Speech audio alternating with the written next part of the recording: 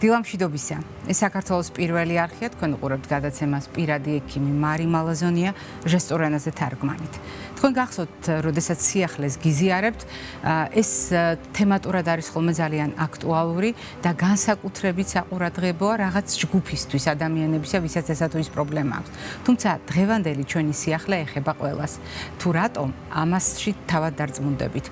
ჟურნალში კლინიკური ოფთალმოლოგიის შესახებ კოლორადოს უნივერსიტეტის მეცნიერთა კვლევა გამოქვეყნდა, რომელმაც დაადგინა პირდაპირი ასოციაცია გარემო ფაქტორებსა და თვალის ჯანმრთელობას შორის. ამ ტიპის კვლევები ადრეც არაერთხელ ჩატარებულა, თუმცა ამ კვლევის ღირსება არის იმაში, რომ მან დაადგინა ასოციაცია გარემოს კლიმატურ ფაქტორებსა და თვალის ჯანმრთელობას შორის, გარემოს დაბინძურებასა და თვალის ჯანმრთელობას შორის. ცოტა უფრო დეტალურად თუ განვიხილავთ, მეცნიერები დააკვირდნენ, როგორ იცვლებოდა გარემოს ტემპერატურა, როგორ იცვლებოდა გარემოს ტენიანობა და სხვა კლიმატური ფაქტორები. ამავე დროს ისინი დააკვირდნენ, როგორ იცვლებოდა გარემოს დაბინძურების ხარისხი და იკვლევდნენ იმ ნაწილაკებს, რომელთა ზომა იყო 5 მიკრომეტრზე ნაკლები ან 10 მიკრომეტრზე ნაკლები და მივიდნენ ძალიან საინტერესო დასკვნამდე მას შემდეგ, რაც შეაფასეს იმავე პერიოდში ოფთალმოლოგთან ვიზიტების რაოდენობა, რომ სწორედ მაშინ, როდესაც გარემოს დაბინძურება იყო მაღალი, როდესაც გარემოში არსებული მიკრონაწილაკები ზომით 10 მიკრომეტრი და ნაკლები ასაც აღწევდა ინდექსით, მაშინ ოფთალმოლოგთან ვიზიტების რაოდენობა დიაგნოზით კონიუნქტივიტი დაახლოებით 2.5-ჯერ გაიზარდა. სწორედ ამ კვლევების მიხედვით მეცნიერებმა გამოთქვეს მოსაზრება. დიახ, არაერთი კვლევა ეძღვნება იმას, რომ დაადგინოს, როგორია გარემოს გავლენა გულსისხლძარღვთა სისტემაზე, სასუნთქ სისტემაზე, შარტ-გამომყოფ სისტემაზეც კი. მაგრამ თვალთან დაკავშირებით თითქოს უპირობოდ ვიყავით შეთანხმებული, რომ დიახ, გავლენას იქონიებდა გარემო თვალის მდგომარეობაზე. არადა სწორედ ამ კვლევის მიხედვით იკვეთება ძალიან მნიშვნელოვანი ტენდენცია, რომ შეიძლება პროგნოზულად ბევრად უფრო ადრე გამჟღავნდეს თვალის დაბინძურება და თვალის დაავადებათა გაზრდილი რისკი გარემოს პრობლემების შემთხვევაში, ვიდრე ყველა სხვა სისტემასთან მიმართებაში, რაც იმას ნიშნავს, რომ თვალის დაბინძურების, თვალის დაავადების ხარისხის შეფასება შეიძლება აღმოჩნდეს ერთ-ერთი ყველაზე მნიშვნელოვანი ეტაპი იმისათვის, რომ განსაზღვროთ, რა გავლენას ახდენს კლიმატური ფაქტორები ჩვენს ჯანმრთელობაზე, რა გავლენას ახდენს გარემოს დაბინძურება ჩვენს ჯანმრთელობაზე, მით უფრო კიდევ ერთხელ გავიმეორებ, ამ კვლევის მთავარი ღირსება იყო იმ ასოციაციის დადგენა, რომელიც არსებობს კლიმატის ცვლილებასა და გარემოს დაბინძურებას შორის ერთი მხრივ და თავისთავად კლიმატის და გარემოს დაბინძურების გავლენა თვალის დაავადებაზე.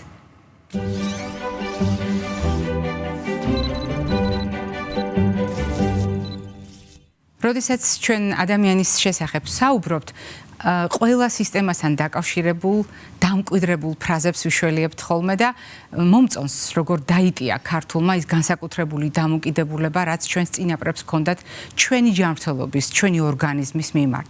თვალის ჩინივით გასაფრთხილებელიო. ასე გამოხატავს ყოველთვის ქართველი, როდესაც განსაკუთრებულად საზრუნავს, განსაკუთრებულად ძვირფასს გამოჰყოფს ხოლმე თავის მეტყველებაში, აზროვნებაში, ყოველდღიურ ცხოვრებაში. და ამიტომ, როდესაც ჩვენ საუბრობთ თვალის ჯანმრთელობაზე, ზოგადად, როდესაც ჩვენ საუბრობთ ჯანმრთელ მხედველობაზე, ალბათ არავისთვის არის გასაკვირი, რომ ჩვენ არ ვართ გამონაკლისი და მთელი მსოფლიო საგანგებოდ საუბრობს ხოლმე წელიწადის კონკრეტულ პერიოდში. არა იმიტომ, რომ მხოლოდ ამ პერიოდში უნდა ვიფიქროთ თვალის ჯანმრთელობაზე, არამედ იმიტომ, რომ ეს პერიოდი გამოვიყენოთ როგორც საბაბი, რათა სწორედ მხედველობასთან დაკავშირებულ საკითხებზე ვისაუბროთ. და ასეთ შემთხვევაში მე გაგახსენებთ, რომ მაისი გახლავთ ჯანმრთელი მხედველობის თვე და ცნობადობა ამ თემასთან დაკავშირებით იმდენად მნიშვნელოვანია, რომ ჩვენ ყოველწლიურად ვუბრუნდებით ამ თემას. დღეს ამ თვეს ჩვენთან გახსნის ჩვენი გადაცემის მეგობარი და დღევანდელი სტუმარი, ოფთალმოლოგი, მედიცინის დოქტორი ქალბატონი მარიამ გოლოვაჩოვა. მარიამ, დილამშვიდობისა, მობრძანდით.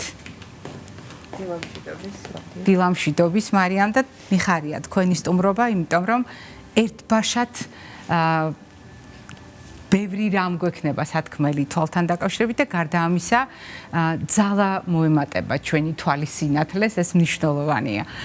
როდესაც ჯანმრთელ მხედველობაზე ვსაუბრობთ, ბევრი თემა არის და უამრავ საკითხზე შეიძლება ვისაუბროთ და არც საეთერო დრო ეყოფა ამას და მთელი ჩვენი სატელევიზიო გადაცემა კი არა, სატელევიზიო სეზონები არ ეყოფა ამ თემას, მაგრამ წლევანდელი სათქმელი არის განსაკუთრებული და უკავშირდება იმ გარემოს, რომელშიც უწევს ცხოვრება თანამედროვე ადამიანს. რასაკვირველია, არის საერთო რისკები, რომელიც ჩვენც გვაქვს და ჩვენს წინაპრებსაც ჰქონდათ, მაგრამ ცივილიზაციამ შექმნა სრულიად განსხვავებული საარსებო სივრცე, რაც იმას ნიშნავს, რომ იცვლება კლიმატი და კლიმატური ცვლილებები აღმოჩნდა, რომ მნიშვნელოვანია თვალისთვის. იცვლება გარემოს დაბინძურების ხარისხი, ის კომპონენტები, რომელთანაც თანაცხოვრებაში ვიმყოფებით ჩვენ და თვალი არის პირდაპირი სამიზნე ასეთ შემთხვევაში. მოდით აი სწორედ ამ კონტექსტში ვისაუბროთ ჯანმრთელ მხედველობაზე. გეთახმებით, მარი, დღევანდელ დღეს განსხვავებით ჩვენი წინაპრებისგან, ჩვენ გვაქვს ბევრი რისკ ფაქტორი გარშემო, არსებობს გარემო რისკ ფაქტორები, რომელთაგან რა თქმა უნდა პირველ რიგში აბსოლუტურად შეიცვალა თვალის მდგომარეობა სხვადასხვა გაჯეტების და ელექტრონული ინფორმაციის ათვისების ერაში, ხო? ანუ ჩვენ მუშაობთ, მეცადინეობთ, ვერთობით, ყველაფერს ვაკეთებთ ეკრანთან. დავსახლდით ეკრანთან. ეს თავისთავად არის ერთ-ერთი ფაქტორი, რომელიც იწვევს მთელ რიგ ცვლილებებს თვალის ზედაპირზე. ძალიან მნიშვნელოვანია ასევე კლიმატური ცვლილებები, იმიტომ რომ შეცვლილი კლიმატის პირობებში ბევრი დაავადება უფრო ხშირად პროცენტულად იმატებს და გამოვლინდება. თუმცა აღსანიშნავია დაბალი ტენიანობის და მაღალი ტემპერატურის პირობებში ისევ და ისევ სამიზნე არის თვალის ზედაპირი და შემდგომ უკვე სხვა პრობლემები. მნიშვნელოვანია ასევე კლიმატიდან გამომდინარე ულტრაიისფერი სხივების დამაზიანებელი მოქმედება, იმიტომ რომ ულტრაიისფერი სხივები იწვევენ მთელ რიგ დაავადებებს.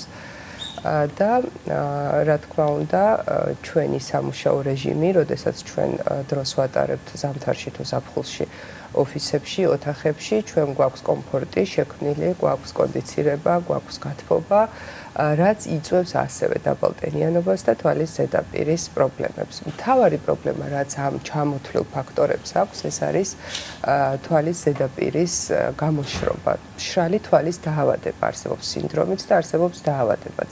რა განსხვავებაა დაავადებასა და სინდრომის შორის?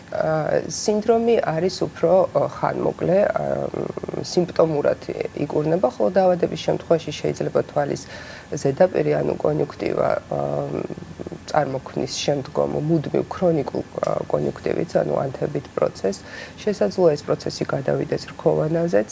მნიშვნელოვანია ასევე ქუთუთოების მდგომარეობა, ანუ ქუთუთოების ანთება, ბლეფარიტები იწვევს შემდგომ ჩვენი ცრემლის აპკის უფრო გათხელებას, აორთქლებას და შესაბამისად ამ დაავადების უფრო წინ წამოწევას. საკმაოდ შემაწუხებელია. ძირითადად პაციენტები მოგმართავენ ძლიერი წვის დისკომფორტის, სიწითლის ჩივილებით, რაც ძირითადად განიკურნება დამატენიანებელი წვეთების ფონზე, თუმცა თუ ამასთან ახლავს სეზონური ალერგია ან ალერგია ალერგენზე, რომელიც არის ოთახში ან სამუშაო სივრცეში, ეს უფრო ესეთ ქრონიკულ ხასიათს იძენს.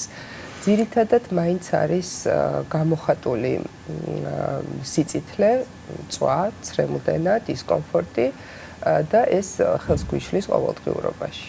მარიამ, როდესაც თქვენ საუბრობდით თანამედროვე რეალობაში თვალთან დაკავშირებულ რისკებზე, თქვენ ჩამოთვალეთ ფაქტორები, რომელთან გამკლავება ძალიან გაუჭირდება თანამედროვე ადამიანს. სამწუხაროდ, ჯერჯერობით ჩვენ ვერ ვაჩერებთ იმ კლიმატურ ცვლილებებს, რომელიც ჩვენს თავს ხდება. ეს არის რეალობა და იმაზე სწრაფად იცვლება კლიმატი, ვიდრე ვარაუდობდნენ თუნდაც 5 ან 10 წლის წინ მეცნიერები. მეორე მხარეა გარემოს დამაბინძურებელი ფაქტორები, იმიტომ რომ ჩვენ სულ უფრო და უფრო ურბანიზებულ სივრცეში ვართ, სულ უფრო მეტად დაბინძურებულ გარემოში ვართ. მაგრამ აქ არის კიდევ ერთი ძალიან მნიშვნელოვანი კომპონენტი, მზესთან ექსპოზიცია, ეკრანებთან ურთიერთობა, რომელიც ფიქრობ ასევე გადაულახავი შეიძლება იყოს თანამედროვე ადამიანისთვის, იმიტომ რომ ამ მონაპოვარზე ცივილიზაციისა დარწმუნებული ვარ ადამიანი უარს არ იტყვის და არც არის საჭირო.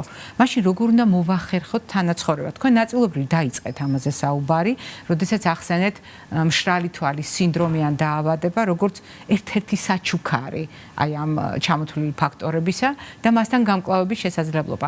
როგორ ვიცავთ თვალს იგივე კლიმატური ცვლილებებისაგან, იგივე დაბინძურებული გარემოსგან, სადაც არის უამრავი გამონაბოლქვი, უამრავი ნაწილაკი, რომელიც რისკს უქმნის ჩვენს თვალს, იგივე ეკრანებთან ურთიერთობის საჩუქრები, იგივე მზესთან დაკავშირებული რეკომენდაციები. პრაქტიკულად რამდენიმე თავდაცვითი საშუალება უნდა ჩამოვთვალოთ ახლა, რომლითაც შევძლებთ უარი არ ვთქვათ ერთი მხრივ ამ ცივილიზაციის მონაპოვარზე და მეორე მხრივ გარემოს რისკებისგან დავიცვათ თვალი. რა თქმა უნდა, ამ კომფორტზე უარს ვერ ვიტყვით და ვერავინ ვერ ვიცხოვრებთ ამ ჩამოთვლილი რისკ ფაქტორების გარეშე. უმთავრესად ალბათ უმჯობესია დავიწყოთ იქიდან, რომ ულტრაისფერი გამოსხივება არის ის ერთ-ერთი ძირითადი რისკ ფაქტორი, რაც იწვევს სხვადასხვა ტიპის ონკოლოგიურ დაავადებებს პერიოკულარულ არეში, იწვევს კონიუნქტივიტებს, როგორც თქვით, მშრალი თვალის დაავადებას, იწვევს პტერიგიუმს, იწვევს კატარაქტას, კერატოკონუსს, ანუ ბევრი დაავადების მაპროვოცირებელი ფაქტორია ულტრაისფერი გამოსხივება, ამიტომ სასურველია ნებისმიერი ექსპოზიციის შემთხვევაში, ანუ მზეზე გასვლის შემთხვევაში, როგორც კანს ვიცავთ, ასევე დავიცვათ თვალი. აუცილებელია დამცავი სათვალისწარება ულტრაისფერი გამოსხივებისგან, რათა ჩვენ ამ ყველა დაავადებისგან დავიცვათ ჩვენი მხედველობა და მხედველობის ორგანო. რაც შეეხება გაჯეტებს და ეკრანთან მუშაობას, ყველაფერს ვაკეთებთ ეკრანთან, თუმცა ჩვენ უნდა დავიცვათ ჰიგიენა. ეს არის მხედველობის ჰიგიენა, როდესაც თუნდაც სწორი პოზიცია, ხო? ანუ ეს მარტო თვალზე კი არა, ხერხემლისთვისაც ძალიან მნიშვნელოვანია, რომ სწორად ვიყოთ ჩვენ იმ მოწყობილობასთან, სადაც მუშაობთ. ანუ ეს არის 90 გრადუსით მოხრილი მუხლი, განსაკუთრებით ბავშვებისთვის, ხო, ეს სწორი ჯდომა არის მთავარი. კითხვის შემთხვევაში გაჯეტებთან სადღაც 30 სანტიმეტრიდან უფრო შორს გვიწევს, ხო, გაშლილი ხელის მანძილზე დაახლოებით 60 სანტიმეტრია დაახლოებით. მნიშვნელოვანია იდაყვების სწორი პოზიცია და ოდნავ დახრილი ეკრანი, იმიტომ რომ ეს ოდნავ დახრილი ეკრანიც მხედველობისთვის მნიშვნელოვანია. მოზარდების შემთხვევაში სასურველია დამატენიანებელი წვეთების გამოყენება პერიოდულად, ჩაწვეთება რაღაც ინტერვალებით, იმიტომ რომ ეს გვინდა არ გვინდა ჩვენ უფრო იშვიათად ვახამხამებთ თვალს ეკრანთან, ეს ჩვენგან დამოუკიდებლად ხდება და შესაბამისად ვითარდება უკვე ზედაპირის გამოშრობა. მნიშვნელოვანია ასევე რაღაც პერიოდულობით თვალის დასვენება, ანუ მზერის გადატანა მოშორებულ საგნებზე. თუ შესაძლებელია მისვლა ფანჯარასთან, ან თუ ღამე მუშაობთ თვალის დახუჭვა და მზერის გადატანა შორს. ამ დროს ხდება ჩვენი კუნთის მოდუნება, ასე ვთქვათ, რესტარტი, რომ მარტივად გავიგოთ და ის ჩივილები ასთენოპიური, რაც შემდგომ იჩენს თავს, ეს არის თვალის ტკივილი, პერიორბიტალური ტკივილი, შუბლის მიდამოში. ზუსტად ეს არის აქედან გამომდინარე, რომ ვითარდება მუდმივად ერთ მანძილზე თვალის აკომოდაციის სპაზმი. ბავშვების შემთხვევაში გაკვეთილები, რა თქმა უნდა, ისეა გაწერილი, რომ დროულად მოხდეს მათი შესვენება და მნიშვნელოვანია სახლში სკოლის შემდგომ მათი ფიზიკური აქტივობა ძირითადად იყოს უფრო სუფთა ჰაერზე, იმიტომ რომ ამ შემთხვევაში ბევრად კარგად მუშაობს აკომოდაციის კუნთიც თვითონ, ხდება ბავშვის დაცვა სხვადასხვა რეფრაქციული მანკების ჩამოყალიბებისგან და მეცადინეობის შემთხვევაშიც შესვენებები ძალიან მნიშვნელოვანია. კლიმატურ პირობებს ვერაფერს ვერ მოვუხერხებთ, ალერგიის შემთხვევაში ალერგენთან მოცილება ან ანტიჰისტამინური მკურნალობა და ისევ დამატენიანებელი წვეთები. რაც თქვენ ბრძანეთ, ეს არის უნივერსალური რეკომენდაცია ყველა ადამიანისთვის, იმისთვის რომ ავიცილოთ თავიდან ეს პრობლემები, ანუ რისკების გათვალისწინებით და მეორე მხრივ უკვე არსებული რისკების გარემოში მაქსიმალურად ვიყოთ დაცულები. მაგრამ არის კატეგორია ადამიანების, ვისაც თვალის პრობლემები უკვე აქვს. არ არის აუცილებელი ამ შემთხვევაში რომელიმე კონკრეტულ დაავადებაზე ვისაუბროთ, ისეთი მრავალფეროვნება ოფთალმოლოგიური პათოლოგიების, რომ პრაქტიკულად განვაზოგადოთ ახლა და იმ ადამიანებისთვისაც ვთქვათ, ვიდრე საუბარს დავასრულებთ. გასაგებია, ყველა ეს ღონისძიება კეთილის მყოფელია ადამიანებისთვის, ვისაც სერიოზული დაავადებები არ აქვს. ხოლო ვისაც უკვე აქვს პრობლემები, მათთვის გარემო ფაქტორები შეიძლება იყოს განსაკუთრებული ტვირთი და ამ ადამიანებმა რა უნდა გაითვალისწინონ. რა თქმა უნდა, ძალიან დიდია მრავალფეროვანი ოფთალმოლოგია დაავადებების მხრივ და ნებისმიერი დაავადების უფრო რთული დაავადებების მექანიზმი, პათომექანიზმი არის მაინც ოქსიდაციური სტრესი, ხო, ძირითადად თანხლები დაავადებები და ის გარემო პირობები, რაც ქმნის შემდგომ ამ დაავადების პროგრესირების საფრთხეს. ამ შემთხვევაში მაინც ვფიქრობ მნიშვნელოვანია სწორი კვება, ჯანსაღი ცხოვრების წესი და ექიმის რეკომენდაციები. ძალიან დიდი მადლობა მარიამ ჩვენთან სტუმრობისთვის. მადლობა რომ წლების მანძილზე თანამშრომლობთ და რაც თავარია ახლა, როდესაც ეს თვე, ცნობადობის თვე უამრავ საკითხს ეხება და საგანგებოდ გამოყოს გარემოსთან ურთიერთობას, მე ვფიქრობ თქვენი რეკომენდაციები აქტუალურია და ყველასათვის ერთნაირად სარგო. მაყურებელ შევახსენებთ დღევანდელი ჩვენი გადაცემის სტუმარი გახლდათ ოფთალმოლოგი, მედიცინის დოქტორი, ქალბატონი მარიამ გოლოვაჩოვა. მე ჯერ არ გემშვიდობები, წინ კვებითი შუქნიშანი გველოდება.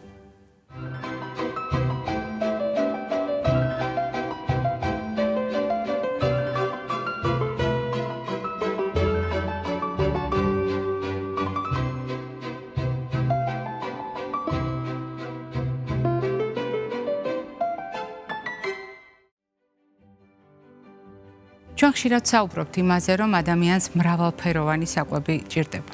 მაგრამ კვებით რეკომენდაციებს რატომღაც სამფერს გთავაზობთ? არა იმიტომ, რომ მართლაც სამფერია და სამწახნაგოვანი ეს რეკომენდაციები, არამედ იმიტომ, რომ ჩვენ ვცდილობთ კონკრეტულ უჯრაში მოვაქციოთ ცოდნა, რომელსაც გიზიარებთ. რატომ? ადამიანები ვიმახსოვრებთ მოვლენებს ასოციაციურად, შთაბეჭდილებებით და ამ შთაბეჭდილებას სხვადასხვა ფაქტორი ერთდროულად ქმნის. მაგალითად, ეს არის სუნი ასოცირებული ამ მოვლენასთან. ეს არის ფერი, განათება, გარემო, თანხლები კომპონენტები. როდესაც კვებაზე ვსაუბრობთ და როდესაც თემატურ კვებაზე ვსაუბრობთ, ჩვენ გვინდა რომ სწორედ ასე მრავალი კომპონენტით განმტკიცებული ცოდნა დაგვრჩეს და გამოვიყენოთ ჩვენი ორგანიზმის ჯანმრთელობისათვის, ჩვენი ოჯახის წევრების ჯანმრთელობისათვის. განსაკუთრებით მნიშვნელოვანია ასეთი სათქმელი მაშინ, როდესაც მხედველობაზე ვსაუბრობთ, თვალის ჩინზე ვსაუბრობთ და დღევანდელი დღე არ გახლავთ გამონაკლისი, როდესაც ცნობადობის ასამაღლებლად არა მარტო წმინდა სამედიცინო საკითხებზე ვსაუბრობთ, არამედ კვებასაც ვეხებით. დიახ, წარმოუდგენელია ჯანმრთელი მხედველობა ჯანმრთელი კვების გარეშე. ჯანმრთელი კვება კი ნიშნავს იმას, რომ ყველა კომპონენტი უნდა იყოს ბალანსირებულად, ანუ თანაბრად, წონასწორობაში შერჩეული, თანაბრად არარაოდენობრივად, არამედ მნიშვნელობით ორგანიზმისათვის. მაგალითად, როდესაც თვალის ჯანმრთელობაზე ვსაუბრობთ, თვალს სჭირდება სწორად შერჩეული ცილა, ყველა სასიცოცხლო ამინომჟავის შემცველი. თვალს სჭირდება ჯანმრთელობისათვის სწორად შერჩეული ცხიმები და განსაკუთრებით მნიშვნელოვანია ასეთ შემთხვევაში ომეგა-3 ან ომეგა-6, იმიტომ რომ ეს არის აუცილებელი ცხიმოვანი მჟავები. უნდა გავითვალისწინოთ ნახშირწყლების როლი. და მე მინდა გაგახსენოთ, ადვილად შეთვისებადი ნახშირწყლები რამდენად დამაზიანებელია ჩვენი მხედველობისთვის, ჩვენი თვალის ჯანმრთელობისთვის და მაგალითად შაქრიანი დიაბეტის დროს ამ საკითხების მართვა გადამწყვეტი რატომ ხდება. რატომ არის მნიშვნელოვანი თულად შესათვისებელი ნახშირწყლების გამოყენება მთლიანი პროდუქტებიდან, არა რაფინირებული, არა პროცესირებული პროდუქტებიდან. მაგრამ უნდა გაგახსენოთ ასევე პროდუქტები, რომელსაც აქვს განსაკუთრებული დატვირთვა. ჩვენ ვეძებთ ხოლმე გმირებს ცხოვრებაში და ჩვენ ვეძებთ სუპერ გმირებს. სწორედ ამიტომ ამ ძიებამ ადამიანი ბუნებრივად მიიყვანა თემასთან, რომელსაც ქვია სუპერ საკვები. სუპერ საკვები კრებითი სიტყვაა და უფრო მარკეტინგული ხრიკია, ვიდრე რეალური სამეცნიერო ან სამედიცინო მტკიცებულება. რადგან მეცნიერებას ასეთი სუპერ ინსტრუმენტი არ გააჩნია, თუმცა ადამიანები ფართოდ გამოიყენებენ ამ ტერმინს მარტივი მიზეზის გამო. განსაკუთრებით სასარგებლო თვისებების მქონე პროდუქტების თავმოყრა ერთ ჯგუფში გვაძლევს საშუალებას ხანდახან ამ სახელითაც მოვიხსენიოთ ეს პროდუქტები. რა თქმა უნდა, აქ ხდება პროდუქტები, რომელიც თქვენთვის საყოველთაოდ ცნობილია. ეს შეიძლება იყოს მაგალითად ჩია, ეს შეიძლება იყოს მაგალითად ომეგა-3 შემცველის სხვა პროდუქტები, სელის თესლი ან მისგან მომზადებული ცხიმები. ეს შეიძლება იყოს მაგალითად სხვადასხვა სახის კენკრა და ასე შემდეგ. მაგრამ სუპერსაკვები, რომელიც ყველაზე მეტად წაადგება თვალს, ეს არის ბიოლოგიურად აქტიური ნივთიერებების შემცველი და ეგრეთ წოდებული ანტიოქსიდანტების შემცველი საკვები პროდუქტები. ანტიოქსიდანტებზე მე ხვალ დეტალურად გესაუბრებით, თუმცა მანამდე უნდა გითხრათ, რომ თვალს სჭირდება ჯანმრთელობისთვის A ვიტამინი, აუცილებლად სჭირდება მისი წინამორბედი ნივთიერებები კაროტინების სახით, თვალს ჯანმრთელობისთვის სჭირდება ისეთი პროდუქტებიც, როგორიც არის მელატონინი, ლიკოპენი და მრავალი სხვა, რომელიც ჩვენს გადაცემაში არაერთხელ მოგისმენიათ და არ დაგავიწყდეთ სხვა მინერალები, რომელიც კომბინაციაში ვიტამინებთან, როგორიც არის, ვთქვათ, E ვიტამინი ან A ვიტამინი, გვაძლევს საუკეთესო შედაგს. ეს გახლავთ სელენის, მაგნიუმის, მანგანუმის, თუთიის და მრავალი სხვა ელემენტის გამოყენება. ფერადი პროდუქტები. ფერადი პროდუქტები, მრავალფეროვანი პროდუქტები არის საუკეთესო არჩევანი ჩვენი თვალის ჯანმრთელობისათვის. ეს იყო დღევანდელი ჩვენი რეკომენდაციები, ჯანმრთელობას და ხერხემლობას გისურვებთ.